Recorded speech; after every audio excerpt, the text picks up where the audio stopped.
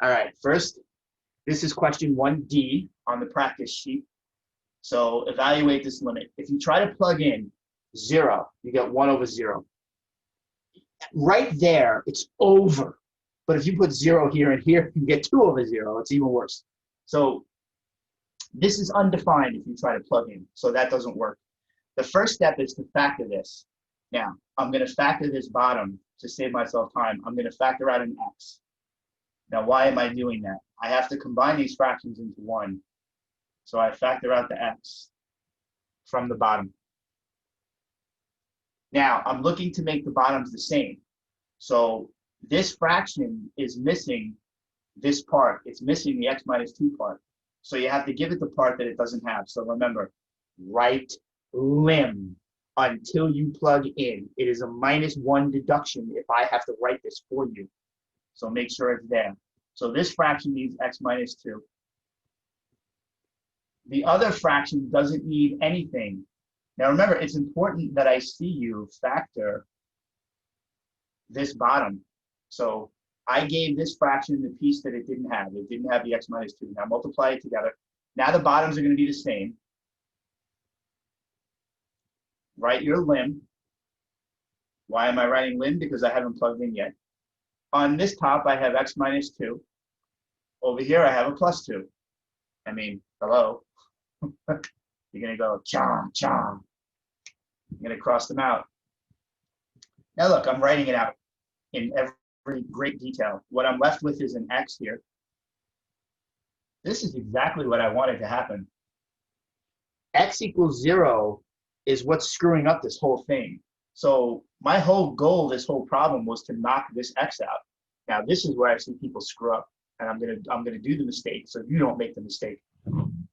They'll cross these out, and then they'll go, oh, x minus 2. That's a load of crap. When you divide these away, you make a 1 here and a 1 there. X divided by x is 1. So you get 1 over x minus 2. So again, I'm not done. I'm still writing lim. I get 1 over x minus 2 after I simplify it, right? Cross out the x's. That was the whole goal. Kill this x from the beginning. Now you plug in 0. Pow. And then, you know, positive over a negative is -1/2. You know, like what happens when the negative is on the bottom? I don't know what to do when the negative is on the bottom. Just move it in the front. It doesn't matter. It's the same thing. It's a negative number. All right, so factored this. This was originally x squared minus 2x. I factored out the x. I made the bottoms the same. I got a common denominator so that I can combine the fractions into 1. When I did that, a lot of stuff crossed out to allow me to cross out the x on top, and then I just plugged in. Okay, so easy peasy. All right, so this question is also off the practice sheet. Find the derivative. So I want to find f prime. My first step is to rewrite everything. I'm gonna rewrite this as an exponent. The root goes on the bottom, which is a 3, and then the 5 goes on top because it's a regular power. Now this one, this is 1/4. There's a 1 here. This is the root, so it goes on the bottom. Now, unfortunately, it's on the bottom of the fraction. So, you know, you have 8 over x to the 1/4. This has to move up. And when you move it to the top, the power switches sign. So it becomes -1/4. This is important. There's a big difference between +1/4 and -1/4. This, you don't rewrite. What's there to rewrite? It's already x squared. And this you don't rewrite. There's nothing to rewrite. You have to rewrite this dude, this dude. You don't rewrite the other ones. I don't like the way my 9 came out. It's bothering me. No, come on. Not much better. Now I'm ready to do the derivative. I have the terms written so I can use the power rule on all of them. Multiply by the power. And then subtract 1. Remember, if you need to do it on the side, do it on the side. 3 over 3 is 1. So you get 2/3. Over here, multiply by the power. So I have -8 times -1/4. 8 divided by 4 is 2, and a negative over a negative. Negative times a negative is positive. So 8 over 4 is 2, right? 1/4 of 8. Then I have to subtract 1. So again, negative 1/4 minus 1. So you're going to get negative 5 over 4. I expect to see work like this. I don't expect you to be doing this in your head. I want to see this work. It's important. This is part of how I grade you. Now, here, you're like, oh, pi is a constant. The derivative is 0. It's a constant. Yeah, but I have an x here. Multiply by the power. So I have positive 6 what? Pi. And then subtract 1. 2 minus 1 is 1. There you go. You can't, the pi is in front of the x. You have to keep it there.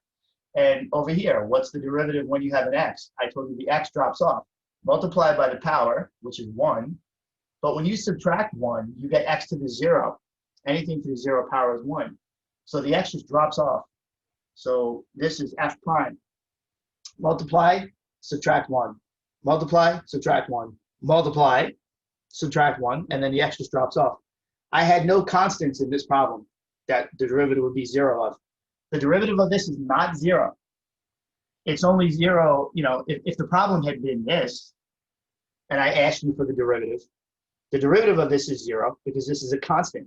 But as soon as I put an x there, you know, this is like 9x. I mean, yes, 3.14, but, you know, this is like 9x. The derivative of this would be 3 pi.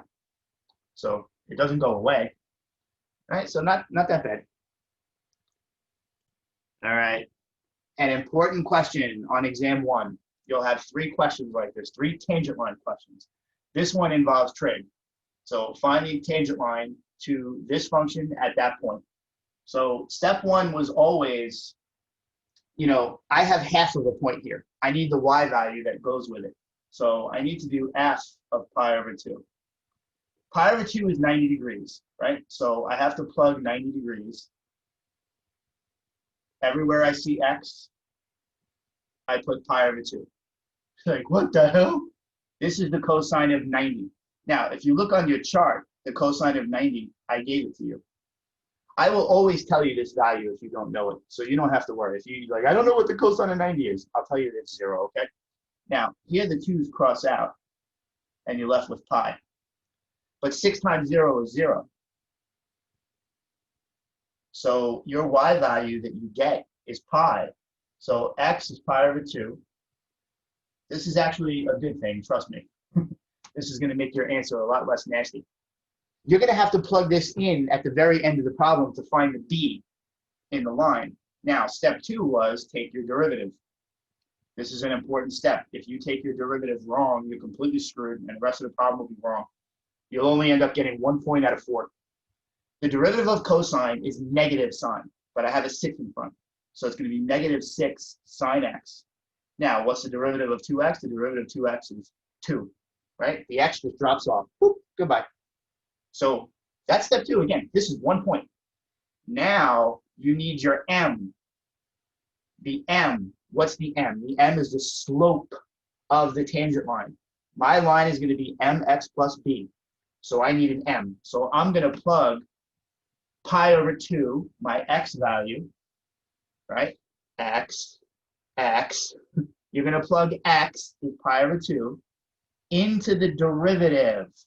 I already plugged it into the function and got pi. Now I'm going to plug it into the derivative and get my m, my slope.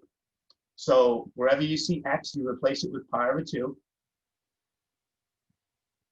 But the sine, remember, pi over 2 is 90 degrees.